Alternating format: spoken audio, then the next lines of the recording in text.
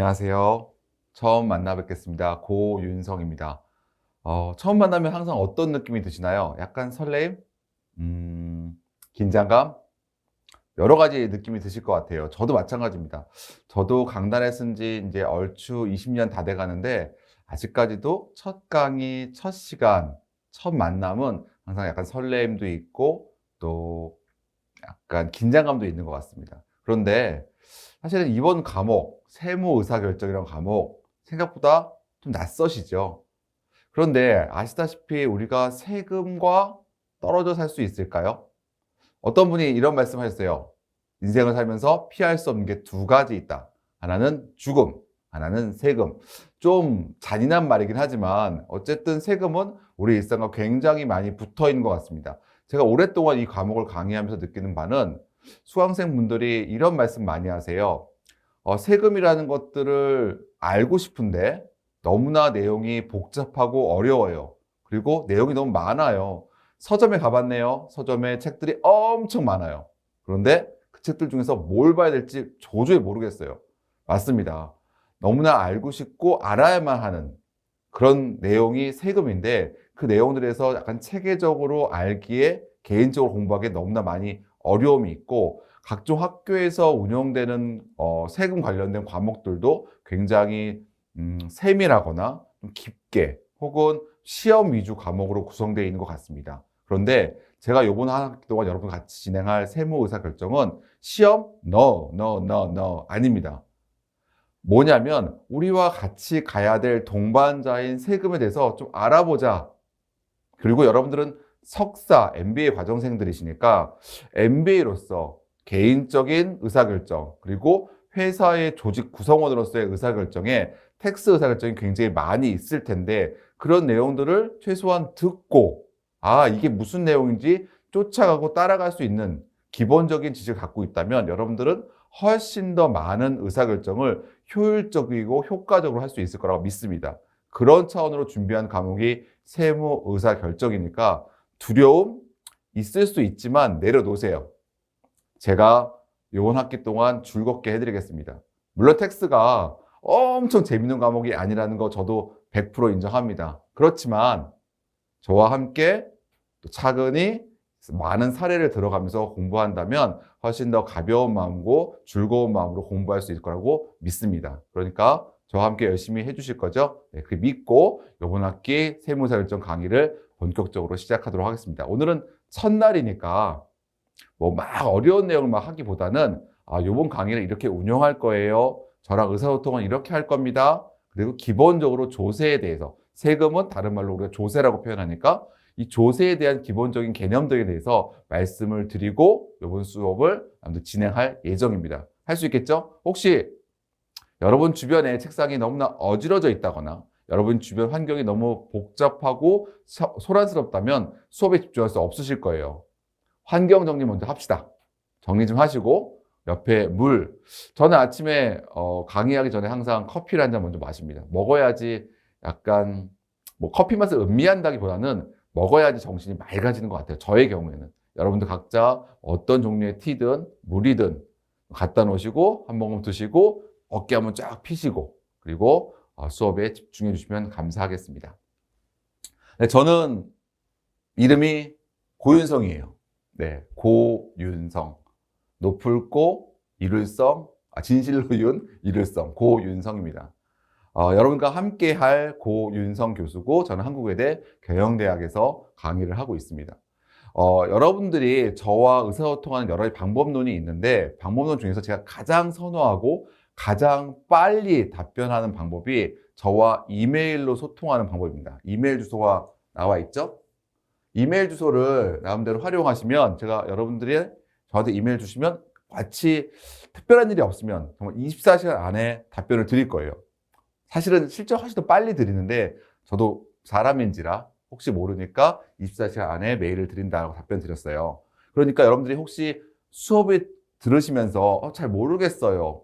이거 뭐죠? 헷갈려요. 혹은 뭐 다른 여러 가지 업무를 하시다가 텍스와 관련된 이슈가 나왔는데 이거 잘 해석이 안 돼요. 라는 질문들이 있으시다면 혹은 수업을 들으시면서 여러 가지 출결이나 학점 등과 관련된 질문이 있으시다면 얼로 연락을 주신다? 맞습니다.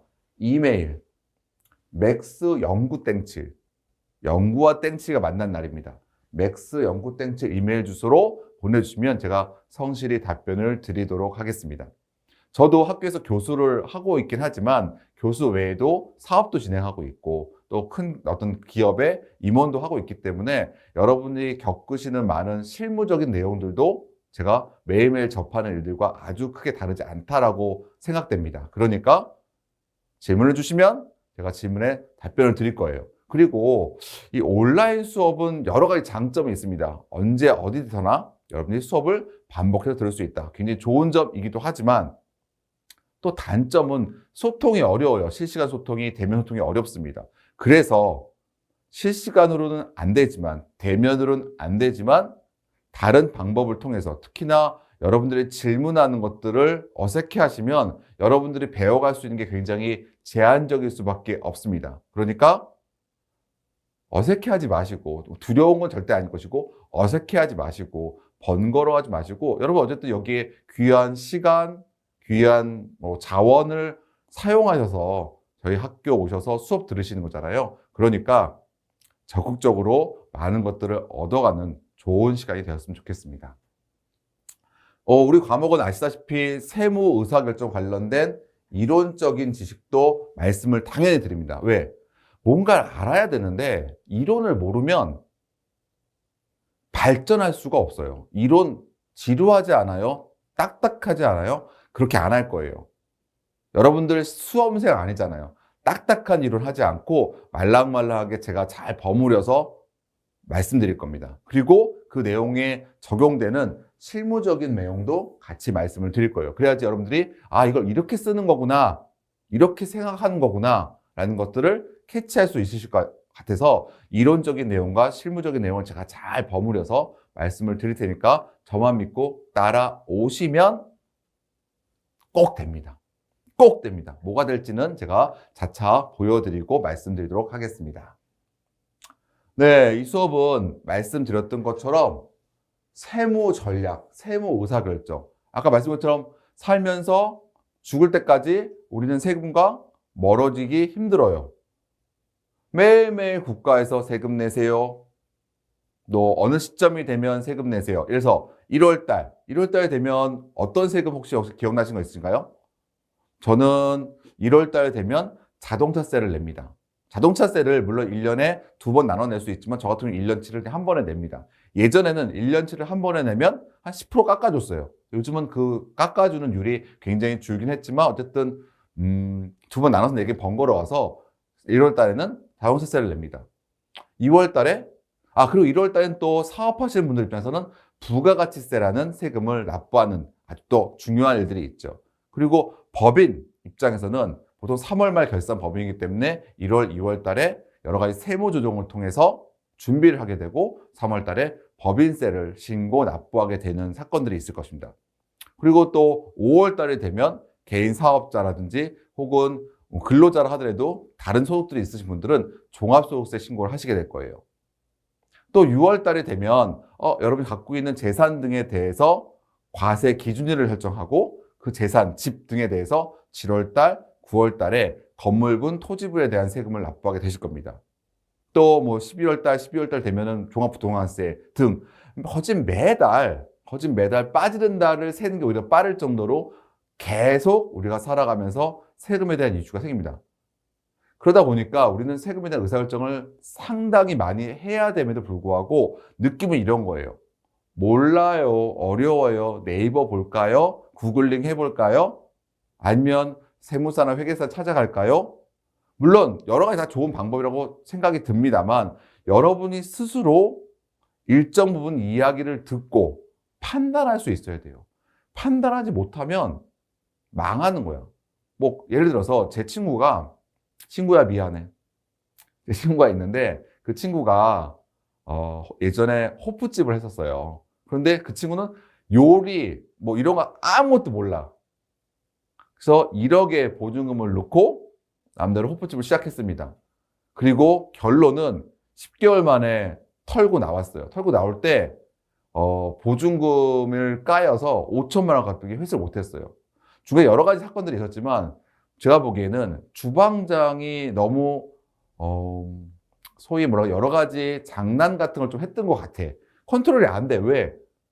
사장이 배추값이 얼마인지, 뭐 치킨값이 얼마인지, 어떻게 요리하는지 하나도 몰라.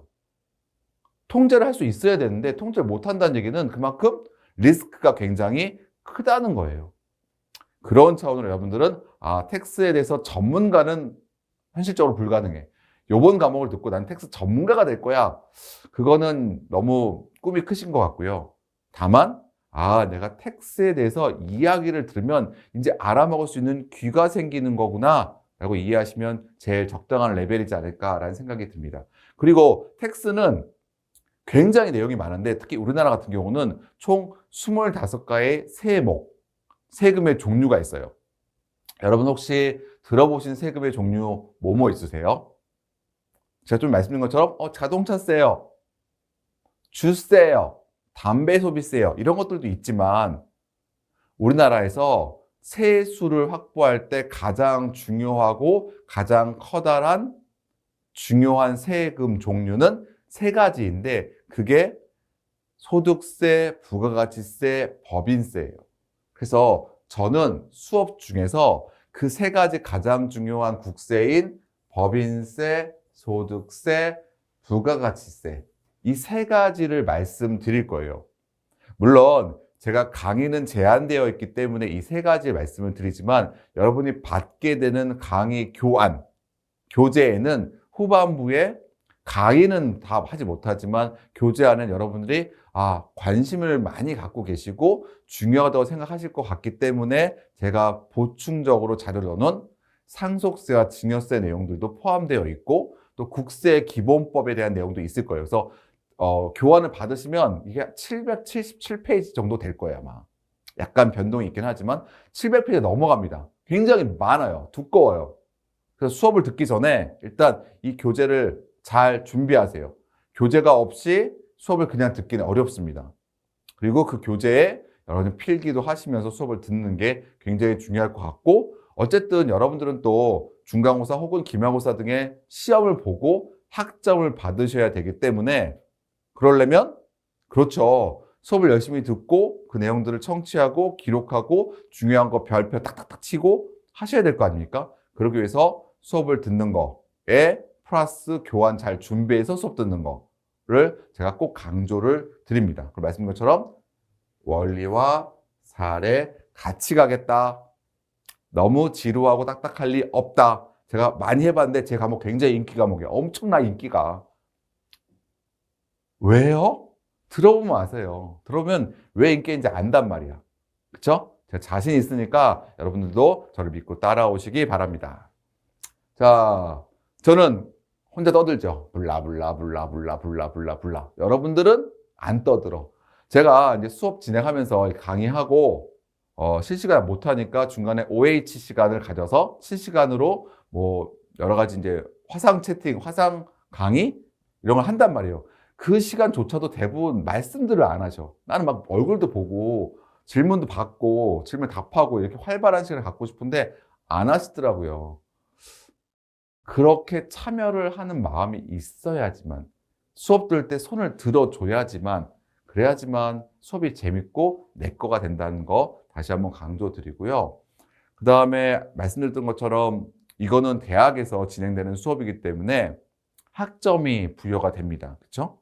그래야지 여러분들이 학위를 따시는 거잖아요. 학점을 부여받으려면 시험을 보셔야겠죠. 제 과목은 중간고사, 기말고사 등으로 구성되고 나머지 과제 같은 건 없어요.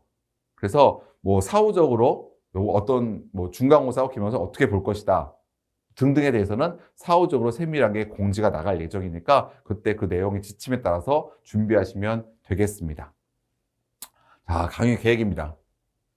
총 2강의는 총 15개의 강좌로 구성되어 있고 15개 강좌 중에서 중간고사와 기말고사를 빼고 나면 실제 13개의 강좌로 구성되어 있어요. 그리고 각 주차에는 총 3개의 차시로 구성되어 있습니다.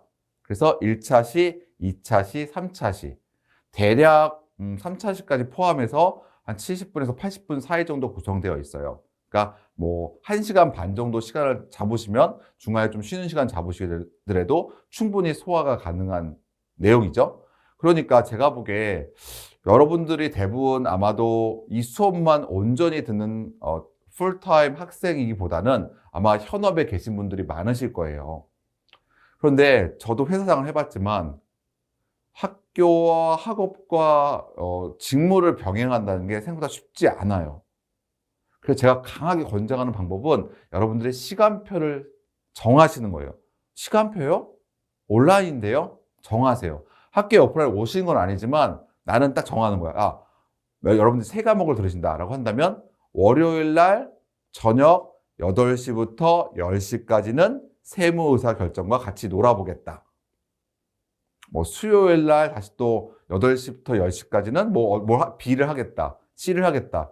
토요일 날 오전에 하겠다. 이런 식으로 시간표를 딱 정해놓고 그 시간에는 약속을 잡지 않고 그 시간에는 업무를 하지 않고 그 시간에는 이 과목에 공부하는 데 집중을 하셔야지 나 주말에 시간 날 때 할게 라고 하시면 안 돼요. 그러면 밀려요. 밀리면 밀려서 언제까지 간다? 중간고사, 기말고사 앞까지 가고 몰아치기 쫙 보면 이거는 글씨고 소리이지 내용이 남지 않게 됩니다. 제가 잘 알아요. 왜? 그래 봤으니까 저도 방송통신대학교 다녀봤거든요. 몇 년 전에. 너무 힘들었어. 졸업하냐고 너무 힘들었어. 시험 보기 전날 학교에 불났으면 좋겠다 생각했단 말이야. 그만큼 괴로웠단 말이에요. 근데 여러분들도 그런 생각을 안 하고 싶으시다면 어떻게 한다? 그렇죠. 시간표를 정해서 미리미리 차근차근히 쫓아온다. 그게 가장 중요한 핵심 사항이라고 할 수 있습니다. 그래서 어쨌든 매 주차 내용들이 있는 거고 이걸 지금 다 말씀드릴 필요는 없을 것이고 대충 6주차 하고 7주차 한 다음에 중간고사 보고 다시 9주차, 10주차 쭉쭉쭉 넘어가서 13주 하고 13주까지 수업하고 다시 기말고사 보고 이런 식으로 강의가 총 13개 실제 수업은 15주차까지 구성되어 있으니까 그 각각에 맞춰서 여러분들이 잘 쫓아오시면 되겠다. 오늘 제가 쫓아오자, 같이 가자, 함께 하자, 적극적으로 참여하자 이런 말 굉장히 많이 강조하고 있어요. 왜? 그게 핵심이야. 온라인 교육은. 온라인 교육은 혼자 공부하는 거기 때문에 옆에 아무도 없어. 방해꾼만 득실득실해. 그래서 잠깐 정신줄 놓으면 그냥 훅 가는 거예요. 훅. 그렇죠? 정신줄 잘 잡자 제가 너무나 강조드렸습니다. 자, 지금 출발해 볼게요. 이거 주식 투자 같은 걸 좀 하시는 분들은 이런 그림 본 적 있어요. 화살표. 파란색 화살표. 그 파란색과 빨간색이 있는데 주식에서는 파란색과 빨간색 중에서 뭐가 좋은 거죠? 맞아요. 빨간색이 좋아요. 파란색 안 좋아. 안 좋아. 슬퍼. 이 화살표 뜨면 소위 말해 하한가 맞았다는 뜻인 거야. 생각만 해도 너무너무 슬퍼. 근데 지금 이건 주식 말씀드리는 거 아니고 제가 살아보니까 한 반백 년 살아보니까 인생을 살다 보면 굉장히 많은 리스크들이 내가 예상치도 못하게 막 날라오더라고요. 그 중에 한 가지도 텍스에 대한 리스크라고 생각합니다. 그럼 이 텍스에 대한 리스크를 아예 원천적으로 없애버릴 수 있다면 가장 좋은 리스크 해칭 방법이겠죠. 그런데 텍스를 제가 없애버릴 수 있나요? 현대사회에, 현대국가에, 현대뿐만 아니고 과거 올라가더라도 텍스는 존재했었단 말이죠. 텍스에 대한 리스크를 원천적으로 봉쇄할 수는 없습니다. 그렇다면 우리가 할 수 있는 건 뭘까요? 맞습니다. 어떤 리스크들이 날라오는지를 파악하고 그 리스크들을 효과적으로 방패를 만들어서 대응할 수 있다면 그럼 저는 텍스의 리스크를 가장 효과적으로 방어하고 대처하는 텍스에 대한 효율적인 의사결정을 한 사람이 되겠죠. 그렇죠? 그래서 이번 학기 동안 저와 여러분들은 뭘 할 거냐면 텍스를 없애버리자가 아니라 텍스에 대한 기본적인 방어책을 만들자. 그렇게 해서 만약에 내가 텍스를 좀 안다면 텍스가 없을 수도 있다. 텍스를 안다고 텍스가 없는 건 아니에요. 제가 텍스 전문가잖아요. 그럼 저는 세금 한 푼도 안 낼까요? 아니에요. 많이 내죠. 내죠. 당연히 내죠. 없다는 뜻은 약간 과장됐지만 없을 수도 있습니다. 예를 한번 들어볼게요, 제가. 그럼 여러분들 많이 들어보셨던 내용 중에서 1세대 1주택 비과세라는 이야기 들어본 적 있으실 거예요. 주거생활 안정을 위해서 어떤 거주자, 국내에 있는 어떤 사람이 특정 요건을 맞춘 주택 하나를 갖고 있는 상태에서 그 주택을 갖다 팔면 그거에 대해서 제가 만약 1억에 샀어? 근데 9억에 팔았어. 그럼 8억이나 벌었잖아요. 8억이나 벌었음에도 불구하고 세금을 한 푼도 내지 않겠다. 왜? 어차피 집값이 다 올라서 9억에 팔아서 9억 가지고 옆에 집을 사야지 가능하지. 만약에 8억을 벌었다고 8억에서 세금을 확 띄어가면 9억이 안 되니까 옆에 집을 이사 못 갈 거 아닙니까?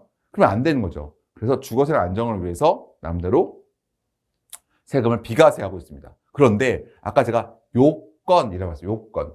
1세대 1주택 비과세 요건을 만족시켜야 돼요. 그 중에 여러 가지 요건들이 있지만 한 가지 말씀드릴게요. 제일 중요한 게 2년 보유 요건이야. 뭐 특정 지역에서는 거주 요건도 있지만 일단 기본적인 건 보유 요건. 즉 내가 2년 동안 갖고 있어야 돼. 2년이라는 의미는 뭘까요? 2년. 정확히 2년이에요. 만약에 뭐 윤년 같은 게 없다고 치면 정확히 365일 더하기 365일 동안 제가 갖고 있어야 돼. 뭘 기준으로? 전입일과 전칠일을 기준으로. 근데 거기에서 만약에 그 규정에서 하루라도 부족하면 비과세가 안 되는 거예요. 그러면 제가 만약에 나 집 갖고 있다가 그만 이거 팔고 싶어. 집값이 올랐대. 확 팔아버렸어. 아무 생각 없이. 세법에 대한 룰을 몰라서. 그러면 1억이었는데 8억 됐어. 9억 됐어. 8억 벌었어. 8억에 대한 세금 내시는 거예요. 그런데 나 세금에 대한 규정 알아. 비과세 규정 알아. 2년 동안 보유해야 된대. 그래서 정확히 365일, 365일 맞췄어요. 잘. 그 요건을. 그러면 세금이 없는 거예요. 아예 없어. 어마어마한 세금이 없는 거예요. 그러면 제가 한 말이 거짓말 아니잖아요. 그렇죠? 그래서 우리가 세금을 안다는 건 세금을 굉장히 합리적으로 납부할 수 있다.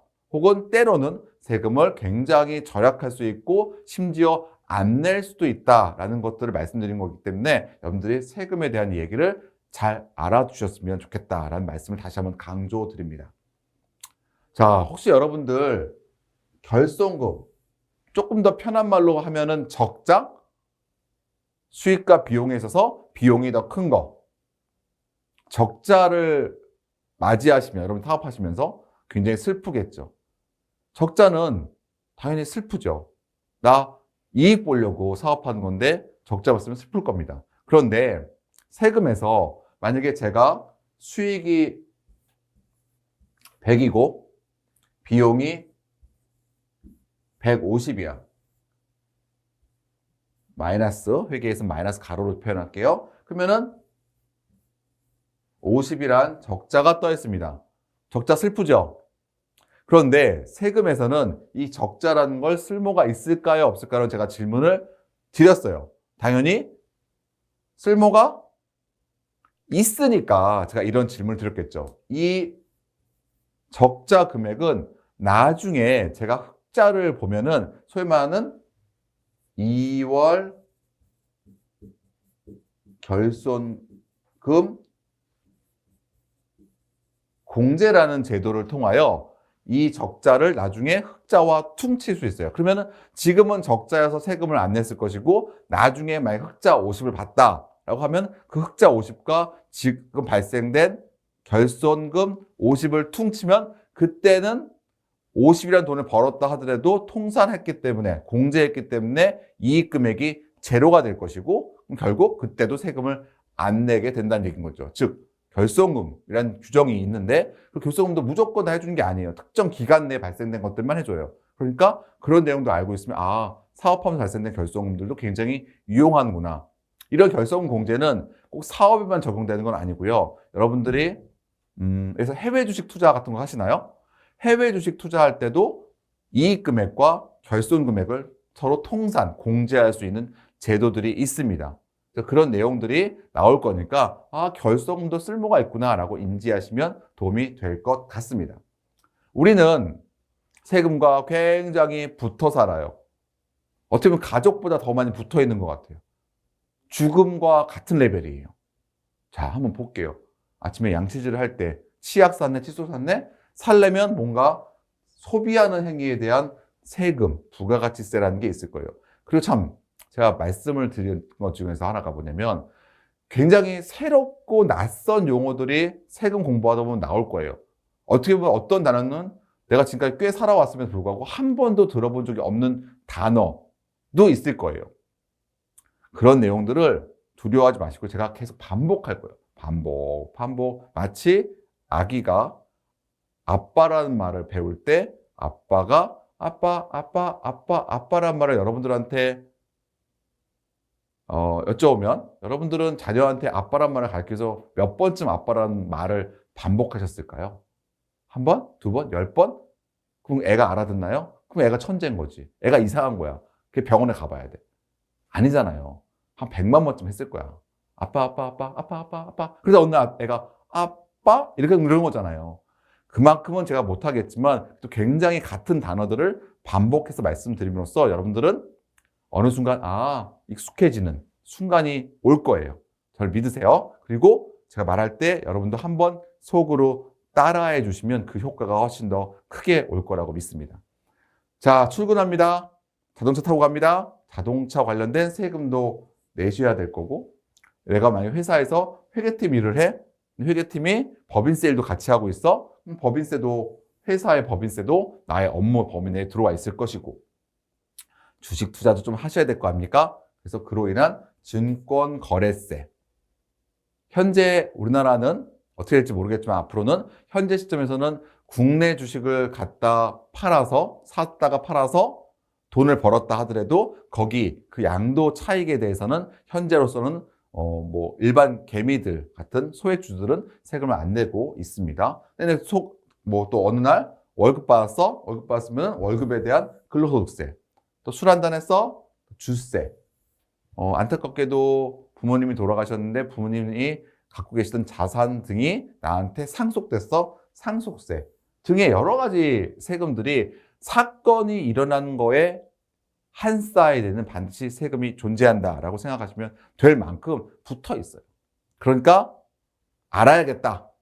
무시하지 말고, 무시라고 해도 무지하지 말고, 모른 채 하지 말고 알아보자. 오케이?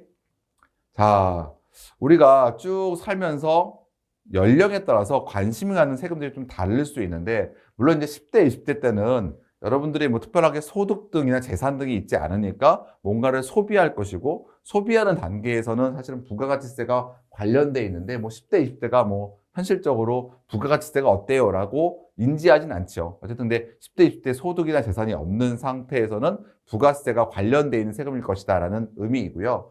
어쨌든 이제 여러분들이 제가 강의하다 보니까 30, 40대가 제일 많으신 것 같아요. 그 연령대는 일단은 회사를 다니신다, 근로소득이 있다고 하면은 여러분들 연말정산 이런 거 하실 거 아닙니까? 연말정산 할 때 이슈는 텍스잖아요. 연말정산 어떻게 하면 잘할 수 있지? 그런 텍스와 관련된 이슈들 여러분들이 관심 있으실 거고, 또 한참 주택 같은 것들을 취득하거나 혹은 뭐 양도하고 새로운 주택으로 옮겨가는 그런 시기들인 것 같아요. 아이들이 커가면서. 그러니까 주택 관련된 세금, 주택 관련해서 주택을 취득할 때, 보유할 때, 다시 주택을 양도할 때, 이럴 때 세금들에 이슈대에 관심이 많으실 거라고 판단됩니다. 그리고 다시 좀 더 연세가 들게 되면 50대, 60대 되면 내가 개인적으로 사업을 시작할 수도 있죠. 그러면 법인세가 나의 법인세, 혹은 내가 개인 사업을 한다면 나의 사업체의 세금도 있을 수 있고, 또 부동산이나 금융 혹은 뭐 여유가 좀 있으시면 자녀에게 증여해주는 관련된 세금 등도 50, 60대의 관심사일 거예요. 그리고 연령을 더 먹게 되면 뭐 연금에 대한 소득세라든지 혹은 상속 관련된 세금들도 계속 연령에 따라서 쫓아 온다는 얘기죠. 모든 세금이 다 한꺼번에 올 수도 있지만 보니까 연령에 따라서 보다 포커스를 하게 되는 세금들이 있기 때문에 그 연령에 맞는 세금들에 대해서 우리가 좀 더 많은 지식을 갖고 있으면 훨씬 더 도움이 될 거라고 생각이 됩니다. 자, 얘는 뭐냐면 제가 아까 말씀한 것처럼 인류는 세금과 같이 했어. 이게 뭐냐면 인류 최초의 세금 기록인데 어디서 튀어나왔냐면 BC 4000년. BC 4000년이니까 지금부터 약 6000년 전에 메소포타미아 문명에서 나온 기록인데 돌판에 흙판에다가 뭔가 이렇게 표시 등을 막 했어요. 이게 뭐라고 말하고 해석하고 있냐면 메소포타미아 문명은 티그리스와 유프레스 강이 흐르는 비옥한 땅이고 그 땅이 비옥하다 보니까 사람들이 모여 살게 됐고 모여 살다 보니까 뭔가 정치, 통제, 제도, 조직 등이 생겼고 그러면서 그 사람들에게 운영하기 위한 자금인 세금이 필요했고 그 세금을 기록하는 석판이 튀어나왔다는 겁니다. 제가 이걸 말씀드린 이유는 우리는 인류 역사와 태동을 같이 한 게 세금이다. 굉장히 오래됐구나 라는 걸 말씀드리고 인류 역사와 함께 흘러가고 있다는 거를 말씀드리는 겁니다. 이거는 뭐냐면 보신 적이 있으신 그림일 텐데 미국이 야 우리 독립할래라고 했단 말이야. 근데 그게 왜 그런 사건이 발생됐냐면 영국이 나름대로 미국의 식민지를 갖고 있었고 그 영국이 북아메리카에 나름대로 굉장히 많은 세금을 걷기 위한 수단으로 마시는 차, 동인도 회사가 차에 대한 전매권을 독점했어요. 그러다 보니까 거기 세금이 부과가 되고 그로 인해서 부담이 커졌단 말이야. 그 당시만 해도 차 마시는 문화가 굉장히 일반하고 보편적인 문화였기 때문에 차를 안 마실 수는 없었고 근데 세금이 너무 비싸니까 부담이 많아졌어. 그래서 동인도 회사에서 들어오던 이 배에 올라타가지고 차를 다 갖다 버렸어. 바다에 갖다 버렸잖아요. 이렇게 갖다 버리면서 무슨 말이냐면 대표 없이 세금 없다. 유명한 말을 했죠. 대표 없이 세금 없다. 무슨 말이야? 독립하겠다는 거지. 우리도 우리의 대표를 세우겠다는 거잖아요. 그래서 미국의 독립전쟁이 시작됐단 말이죠. 세금은 이 사회의 큰 변혁도 갖고 오게 됩니다. 이건 뭐야? 결과적으로 영국이랑 미국이랑 싸우게 됐는데 싸울 때 프랑스가 미국 편을 들었단 말이죠. 그러니까 전쟁을 같이 하다 보면 돈이 많이 들 거 아니야. 근데 그 당시에 프랑스는 1계급, 2계급, 3계급이 있었어. 그런데 계급사회다 보니까 대부분의 인구 구성은 3계급에 있고 부는 1, 2계급에 집중됐는데 세금 부담, 세금 납부의 의무는 아주 나쁜 놈들이야. 3계급에만 부여시킨 거예요. 1, 2계급은 세금을 안 내고 왕, 귀족 이런 애들은. 그러니까 민중이 어때? 드라큘라라는 화가가 그린 작품인데 민중이 화나지, 열딱지 나지. 그렇죠? 그래서 안 되겠다. 일어나자. 그래서 지금 이 혁명이 일어나게 되는 거고 이게 연결돼서 프랑스 대혁명으로 갑니다. 결국 이것도 세금이라는 사건인 거죠. 자, 찔리는 사람도 있을 수 있어. 건강합시다. 건강합시다. 그런데 어쨌든 이건 뭐냐면 비만세라는 이름으로 나온 그림인데 뭐 결론적으로는 실패했지만 뭐냐면 이게 몸이 아무래도 건강하지 않으면 국가의 재정도 많이 쓰이고 국가의 삶의 질, 국민들의 삶의 질도 나빠지는 거잖아요. 그래서 국가에서 어떤 생각을 했냐면 야 비만, 건강에 나쁜 음식들, 패스트푸드 이런 것들은 안 좋아. 그러니까 그런 제품을 만드는 회사의 물건에는 세금을 더 많이 붙이자라는 개념의 취지였어요. 그래서 그걸 했던 거는 이해가 되는데 문제는 뭐냐면 그런 패스트푸드를 먹는 분들이 저소득층과 고소득층을 비교해 봤더니 아무래도 저소득층이 더 많이 드신다는 거예요. 그런 제품들을. 그래서 결국 그런 뭐 패스트푸드 만드는 회사들이 제품값을 인상해서 결국 세금을 저소득층에게 전가시켜 버린 거야. 그러니까 세금을 걷어야 되는데 세금 부담이 다 저소득층한테 갔다. 이거는 내가 생각했던 건 다르네? 라고 해서 실패한 세금이긴 하지만 세금이 결국 건강 문제 등에도 직접적으로 개입하고 있던 사례라고 말씀을 드리는 겁니다. 뭐 요즘에는 또 어떤 특정 국가에 국한되지 않는 기업들이 많이 나오고 있어요. 넷플릭스, 뭐 구글, 아마존 이런 애들이 여러 국가에서 막 사업을 한단 말이죠. 그래서 요즘에는 일명 구글세라고 불리는 세금, 국제조세에 대한 이슈들 이런 것들이 굉장히 활발히 논의되고 있어서 야 이제는 글로벌 최저한세를 도입하자. 무슨 말이냐면 특정 국가에서 너무 낮은 세금을 내면 안 돼. 세금을 일정 수준만큼은 내야 돼. 이런 것들이 활발하게 논의되고 있습니다. 이렇게 전반적인 경제가 확대되고 사회가 변혁되는 데 있어서 세금은 아주 중요한 역할들을 담당하고 그 기능들을 갖고 있다는 게 제가 오늘 첫 시간에 말씀드린 내용입니다. 어때요? 수업 듣고 나니까 못해 먹겠어 인가요? 할만하네, 재밌겠네 라는 느낌이 드시나요? 후자다, 후자다, 후자다, 후자다, 할만하다, 재밌다, 재밌다 스스로 최면을 걸어 두셨으면 좋겠습니다. 오늘 첫 시간 제가 몇 가지 말씀드렸어요. 어떻게 하자? 수업을 집중해서 적극적으로 참여하자. 그리고 특정 시간대에 강의를 포진시키자. 시간표를 만들자. 라는 말씀 기본적으로 강의 드렸고, 그다음에 세금은 단순히 세금을 계산하고 얼마 낸다는 데 끝인 게 아니고 우리 인류 역사와 사회 변혁과 현재에도 과거에도 계속 움직이고 있는 유기체이다라고 여러분들이 생각해 주시면 훨씬 더 의미를 가지고 공부할 수 있을 거라고 믿습니다. 오늘도 수고 많으셨고 다음 시간에 다시 한번 또 만나도록 하겠습니다. 감사합니다.